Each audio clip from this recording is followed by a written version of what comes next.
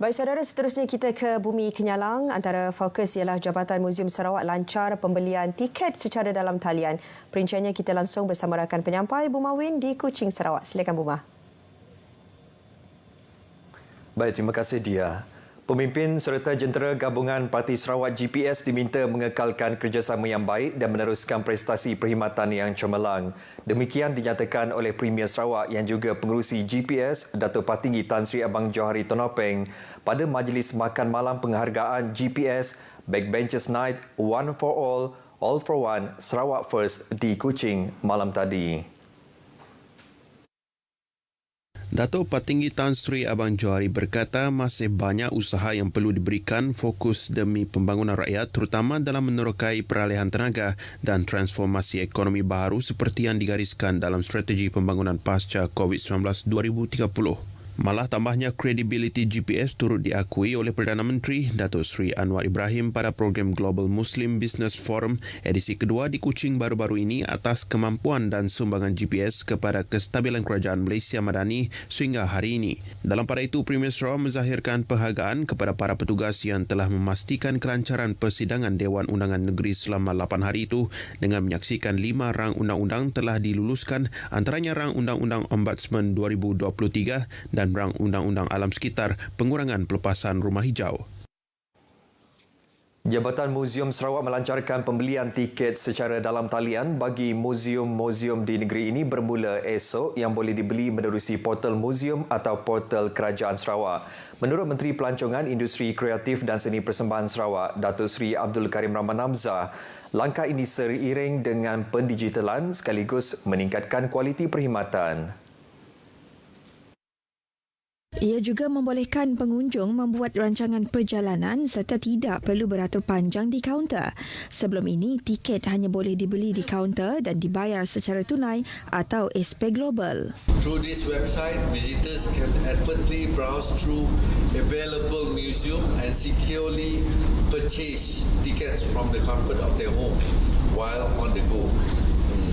Upon purchasing tickets, visitors can make payment through online banking system or by way of credit card or by way of SPay Global e-wallet. Beliau berkata demikian kepada pemberita dalam sidang media selepas mesyuarat Majlis Warisan Sarawak 2023 di Kuching. Tambah beliau, Muzium Budaya Borneo telah menerima kunjungan 862,503 pengunjung sejak pembukaannya 9 Mac tahun lepas. Sementara itu, tahun ini, Jabatan Muzium Sarawak menerima 44 bahan sejarah yang didermakan pelbagai pihak. Objek tersebut adalah 2 bilah parang orang ulu, sehelai kain puak kumbu, 19 barangan ritual bidaya, 19 cetakan lama Sarawak dan 3 perhiasan manik. Baik, Majlis Convocation ke-18 Institut Pertanian Sarawak IPS Anjuran Jabatan Pertanian Sarawak yang berlangsung di Pusat Convention Penview Demak hari ini telah menyaksikan seramai 110 orang graduan menerima sijil tamat pengajian. Daripada jumlah tersebut, seramai 86 orang graduan merupakan pelajar sijil pertanian, manakala 24 orang graduan adalah pelajar sijil kemahiran Malaysia. Dalam teks ucapan, Menteri Industri Makanan, Komoditi dan Pembangunan Wilayah Sarawak, MVKOD, Datuk Seri Dr. Stephen Rundi Utom menyeru agar para graduan bukan hanya menimba ilmu kemahiran untuk bekerja makan gaji sahaja, malah mempergiatkan kemahiran itu dalam mengembangkan perusahaan pertanian atau industri asas tani tempatan ke arah mencapai komuniti tani berpendapatan tinggi menjelang tahun 2030 sekaligus meningkatkan keterjaminan makanan. Tambahnya, para graduan IPS juga berperanan penting dalam mentransformasi dan memodernkan sektor pertanian di Sarawak berasaskan teknologi-teknologi baharu selari dengan perkembangan revolusi industri 4.0. Justeru beliau berharap para graduan IPS dapat menjadi penyumbang kepada usaha Sarawak dalam memastikan keselamatan dan keterjaminan makanan negeri ini. Khasnya, selain menjadikan negeri ini sebagai pengeksport bersih makanan menjelang tahun 2030. Teks ucapan beliau dibacakan oleh Timbalan Menteri Industri MVKOD, Datuk Dr. Abdul Rahman Ismail yang mewakili beliau pada majlis berkenaan.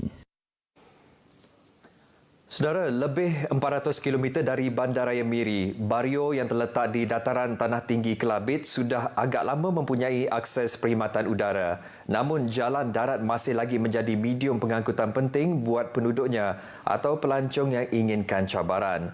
Wartawan Rosalina Rosli merasai sendiri pengalaman menempuh laluan balak selama hampir 15 jam bersama The Transporter Bario.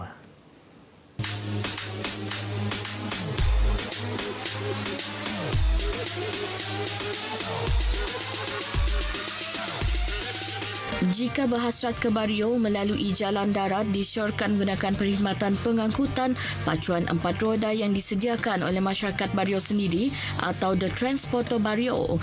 Ini kerana hanya jauh hari yang mengenal manikam, merekalah yang lebih mahir selok belok dan geografi jalan di Bario. Mereka merupakan individu penting kepada penduduk Bario untuk menghantar atau mendapatkan bekalan barangan dari Bandaraya Miri. Walaupun terdapat perkhidmatan udara ke Bario, namun pesawat kecil seperti Twin Otter tidak dapat membawa bekalan barangan yang banyak melebihi muatan. Richard Pudding, jurutera berusia 34 tahun, salah seorang daripada lebih 20 transporter di Bario, memulakan kerja itu secara sambilan sejak 2016. Saya bermula jadi transporter kecil-kecilan lah dari tahun 2016, kira 7 tahun lah. Disebabkan banyak permintaan lah dari semua agensi, sama ada dari swasta ataupun swasta persendirian ataupun kerajaan. Allah bisa tegal biasa, kenderaan rosak, jalan terputus dan bermalam di tepi jalan sudah menjadi asam garam bagi Richard dan rakan transporter yang lain. Pengalaman kita pernah tidur di jalan dalam 2 malam, perjalanan 3 hari macam itulah. Sebab jalan putus kadang-kadang. Ternyata pemanduan di laluan yang penuh mencabar menuntut setiap transporter memiliki pengetahuan dan kemahiran tertentu untuk mereka saling membantu dalam menghadapi sebarang kemungkinan, terutama ketika kenderaan rosak. Ia juga penting untuk memberi keyakinan dan kepercayaan kepada penumpang akan keselamatan mereka sepanjang perjalanan. Setakat tu tidak memberikan servis memang tip-top lah. Apa juga berlaku dalam perjalanan, tidak memang akan bertanggungjawab. Dan tidak akan buat keputusan yang tepat lah. Takut berlaku apa-apa di jalan lah. Sekalipun lebih separuh hari terpaksa dihabiskan untuk menjejak kaki ke The Land of 100 Handshake, rasa letih mungkin tidak begitu dirasai dengan disajikan keindahan alam semula jadi seperti air sungai, air terjun dan kehijauan gunung ganang sepanjang perjalanan. Rosalina Rosli, RTM.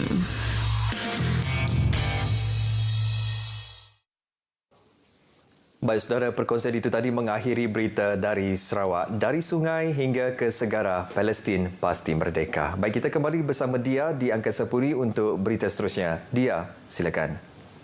Baik, terima kasih Buma langsung dari Sarawak.